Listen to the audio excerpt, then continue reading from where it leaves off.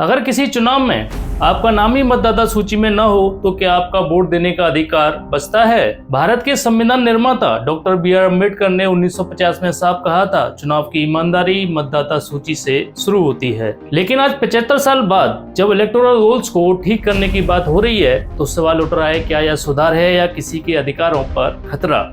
Special intensive revision SIR 2025 एक administrative प्रक्रिया है या लोकतंत्र के भरोसे की सबसे बड़ी परीक्षा? यही सवाल इस वीडियो का केंद्र है, क्योंकि लोकतंत्र में सबसे कीमती चीज मतपत्र नहीं, विश्वास होता है।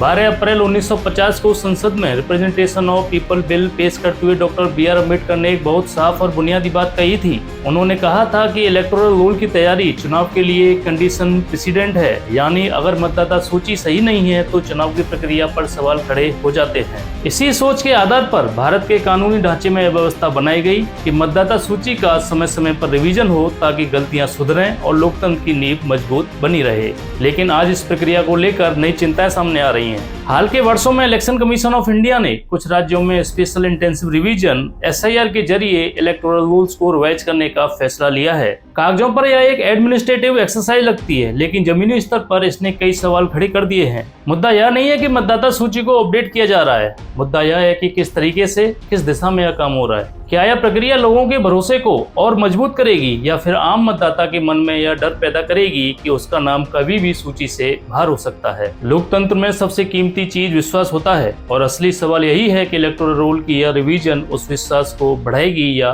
कमजोर करेगी। मतदाता सूची को दुरुस्त करने के लिए आमतौर पर दो तरह की रिवीजन्स होती हैं। पहली इंटेंसिव रिवीजन, जिसमें पूरी इलेक्टोरल रोल को लगभग नए सिरे से तैयार किया जाता है। दूसरा समरी रिवीजन, जिसमें मौजूदा सूची में धीरे धीरे सुधार किए जाते हैं, जैसे नाम जोड़ना, हटाना या ठीक करना। भारत में आखिरी बड़ी इंटेंसिव रिवीजन 2002 और 3 के दौरान हुई थी। उसके बाद बीते कई दशकों से इलेक्शन कमीशन ऑफ इंडिया मुख्य रूप से स्पेशल समरी रिवीजन्स पर ही निर्भर रहा है, जहां ड्राफ्ट रोल जारी कर क्लेम्स और ऑब्जेक्शंस मंगाए जाते हैं। लेकिन इस दौरान जमीनी हकीकत तेजी से बदल चुकी है। बड़े पैमाने पर माइग्रेशन, तेजी से फैलते अर्बन सेंटर्स और लोगों की बढ़ती रेजिडेंशियल मोबिलिटी ने इलेक्टोरल रोल्स को बुरी तरह प्रभावित किया है। नतीजा यह हुआ कि सूचियों में डुप्लीकेट एंट्रीज, पुराने पते और कई तरह की इनएक्यूरेसीज जमा होती चली गईं। ऐसे में सिर्फ छोटे मोटे सुधार अब काफी नहीं रह गए थे। यही वजह है कि SIR 2025 को कई लोग जरूरत का कदम मानते हैं। तर्क यह है कि जब मतदाता सूची की बुनियाद ही कमजोर हो जाए तो उस पर लोकतंत्र की इमारत नहीं टिक सकती। इस नजरिए से देखा जाए तो SIR का मकसद चुनावी प्रक्रिया को बाधित करना नहीं, बल्कि उसकी फाउंडेशन को फिर से मजबूत करना है। सवाल आगे यह है कि यह प्रक्रिया जमीन पर भी उसी भावना के साथ लागू हो रही है या नहीं। जून 2025 में बिहार में स्पेशल इंटेंसिव रिवीजन SIR लागू होते ही यह मुद्दा सीधे अदालत तक पहुंच गया। इस एक्सरसाइज के खिलाफ सुप्रीम कोर्ट ऑफ इंडिया में कई पिटीशन दायर की गईं, जिनमें इसे असंवैधानिक और गैर कानूनी बताया गया। याचिकाकर्ताओं का तर्क था कि पहले से रजिस्टर्ड वोटर्स से दोबारा इन्यूमरेशन और डॉक्यूमेंट्स मांगना यूनिवर्सल एडल्ट फ्रेंचाइज के संवैधानिक अधिकार के खिलाफ है और इससे बड़े पैमाने पर मतदाताओं के नाम सूची से हटाए जा सकते हैं। लेकिन इस बहस का दूसरा पहलू भी उतना ही अहम है। ऐसी रिवीजन एक्सरसाइज करने की अथॉरिटी किसी आर्बिट्रेरी आदेश से नहीं, बल्कि सीधे संविधान से आती है। भारत का संवैधानिक ढांचा इलेक्टोरल रूल्स की तैयारी, सुपरविजन, डायरेक्शन और कंट्रोल की जिम्मेदारी इलेक्शन कमीशन ऑफ इंडिया को देता है। इस पूरी प्रक्रिया का मूल उद्देश्य यही है कि सिर्फ वही लोग वोट करें जो वास्तव में एलिजिबल हैं, जैसा कि संविधान के आर्टिकल 326 में कल्पना की गई है। यह भी समझना जरूरी है कि इलेक्टोरल रूल्स की रिवीजन और वेरिफिकेशन कोई नई प्रक्रिया नहीं है। यह एक रूटीन और आवश्यक एक्सरसाइज है जिसका मकसद गलतियां सुधारना होता है।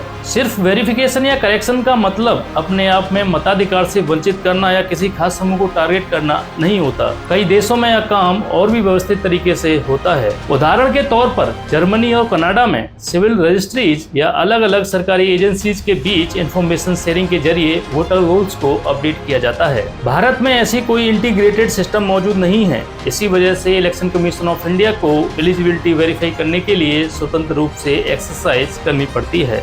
असली चुनौती यहाँ प्रक्रिया के अस्तित्व की नहीं बल्कि उसकी फेयरनेस, ट्रांसपेरेंसी और इम्प्लीमेंटेशन की है। यानी यह कैसे किया जा रहा है और क्या यह आम मतदाता के भरोसे को बनाए रख पाएगा। SIR 2025 पर हो रही आलोचना अक्सर एक बुनियादी सच्चाई को नजरअंदाज कर देती है। सिटीजनशिप की पहचान करना अपने आप में एक जटिल प्रक्रिया है, जबकि यही वोट देने की पात्रता की मूल शर्त है। मतदाता कौन है और कौन नहीं, यह तय करना आसान काम नहीं है। इस कठिनाई को भारतीय विधायिका ने पहले ही समझ लिया था और इसी वजह से इलेक्शन कमीशन ऑफ इंडिया को यह अधिकार दिया गया कि वह विशेष रिवीजन जैसे वह उचित समझे वैसे कर सके। SIR 2025 इसी संवैधानिक मैंडेट के तहत किया जा रहा है, जिसका उद्देश्य यह सुनिश्चित करना है कि कोई भी पात्र नागरिक मतदाता सूची से बाहर न रह जाए और साथ ही अपात्र लोगों को सूची में शामिल होने से रोका जाए। इस एक्सरसाइज के लिए इलेक्शन कमीशन ऑफ इंडिया द्वारा जारी की गई डिटेल्ड गाइडलाइन यह दिखाती हैं कि प्रक्रिया सिर्फ कागजी नहीं है। इसमें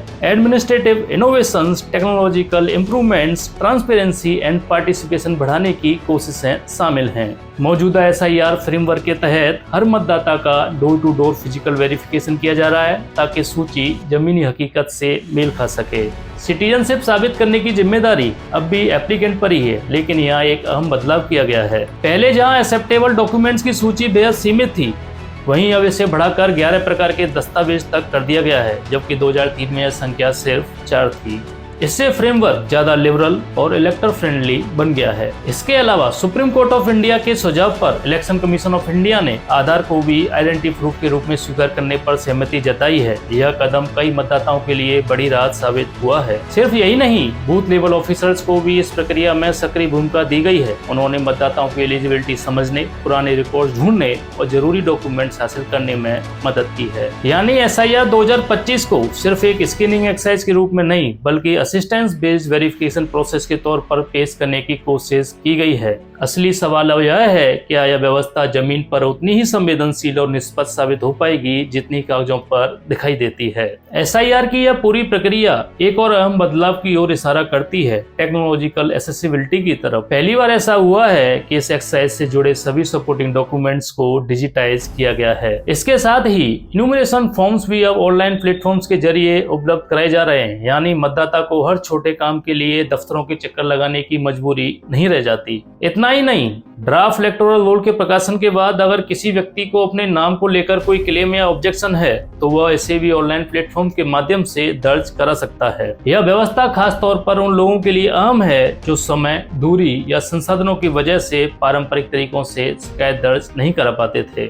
कागजी प्रक्रिया से डिजिटल प्रक्रिया की यह शिफ्ट कम से कम सिद्धांत रूप में सिस्टम को ज्यादा एक्सेसिबल और अकाउंटेबल बनाती है। इलेक्शन कमीशन ऑफ इंडिया ने कैपेसिटी बिल्डिंग को सिर्फ अपनी इंटरनल मशीनरी तक सीमित नहीं रखा। इलेक्शन कमीशन ने मान्यता प्राप्त राजनीतिक दलों के बूथ लेवल एजेंट्स को भी ट्रेनिंग दी है ताकि जमीनी स्तर पर प्रक्रिया को बेहतर ढंग से समझा और लागू किया जा सके। इसके अलावा SIR गाइडलाइंस में पॉलिटिकल पार्टीज के साथ एंगेजमेंट और इलेक्टोरल रोल्स को साझा करने के प्रावधान भी शामिल किए गए हैं। इसका उद्देश्य साफ है, रिवीजन की प्रक्रिया को एक तरफा सरकारी एक्सरसाइज न बनाकर उसे पार्टिसिपेटिव और ट्रांसपेरेंट बनाना। सवाल अब यह नहीं है कि तकनीक और ट्रेनिंग मौजूद है या नहीं, सवाल यह है कि क्या यह सब मिलकर आम मतदाता के भरोसे को मजबूत कर पाएगा। अब जरा नंबर्स पर नजर डालते हैं, क्योंकि यहीं से असली तस्वीर साफ होती है। बिहार में SIR के दौरान 7.5 करोड़ से ज्यादा एंट्रीज को वेरिफिकेशन के दायरे में लाया गया। इस पूरी प्रक्रिया में राजनीतिक दलों के 1,60,813 बूथ लेवल एजेंट्स यानी BLAs तो शामिल थे ही। इसके अलावा सुप्रीम कोर्ट ऑफ इंडिया के निर्देश पर स्टेट लेवल सर्विसेज अथॉरिटी के वॉलंटियर्स को भी तैनात किया गया ताकि लोग ऑनलाइन क्लेम्स, ऑब्जेक्शंस और करेक्शंस दर्ज कर सकें। इसके बावजूद ड्राफ्ट रोल के प्रकाशन के बाद कुल मिलाकर 2,53,554 क्लेम्स और ऑब्जेक्शंस ही दर्ज किए गए। इनमें से भी इंक्लूजन के लिए क्लेम्स सिर्फ 36,500 थे, यानी रिवीजन के दौरान हटाए गए कुल नामों के मुकाबले महज 0.56%। और सबसे अहम बात यह है कि एक भी डिलीशन के खिलाफ अपील दायर नहीं की गई। ये आंकड़े अपने आप में एक कहानी कहते हैं। अगर बड़े पैमाने पर मनमानी या मास डिस्क्वालिफिकेशन हुआ होता तो ऑब्जेक्शन एप्लीकेशंस और अपील्स की संख्या कहीं और ज्यादा होती। इसके उलट जो सामने आता है वह यह संकेत देता है कि SIR की यह एक्सरसाइज मोटे तौर पर careful, accountable and verification based scrutiny पर टिकी हुई थी, कम से कम नंबर्स के स्तर पर। असली बहस अब इस बात पर होनी चाहिए कि इस प्रक्रिया को और ज्यादा भरोसेमंद और इंक्लूसिव कैसे बनाया जाए, न कि सिर्फ आशंकाओं के आधार पर उसे पूरी तरह खारिज कर दिया जाए। SIR को अपनाकर इलेक्शन कमीशन ऑफ इंडिया ने यह साफ संदेश दिया है कि उसके संवैधानिक दायित्व किसी सुविधा, दबाव या राजनीतिक मजबूरी के अधीन नहीं है। इसके उलट इन्हें क्लैरिटी, साहस और जवाबदेही के साथ निभाया जा रहा है। लोकतंत्र अपनी ताकत मुश्किल सवालों से बचकर नहीं, बल्कि उन्हें सही समय पर उठाने और उनसे निपटने से हासिल करता है। SIR 2025 ठीक ऐसी ही एक कोशिश है जो यह याद दिलाती है कि लोकतांत्रिक प्रक्रियाओं की विश्वसनीयता बनाए रखना, चाहे कितना भी चुनौतीपूर्ण क्यों न हो, सबसे जरूरी काम होता है। लोकतंत्र केवल चुनावी मशीनों से नहीं चलता, बल्कि जागरूक नागरिकों से चलता है। और अगर आप भी मानते हैं कि अपने मतदाता अधिकारों को समझना जरूरी है, तो इस वीडियो को लाइक करें, शेयर करें और चैनल को सब्सक्राइब करें। मैं हूं दीपक कटारा, मिलते हैं अगले वीडियो में।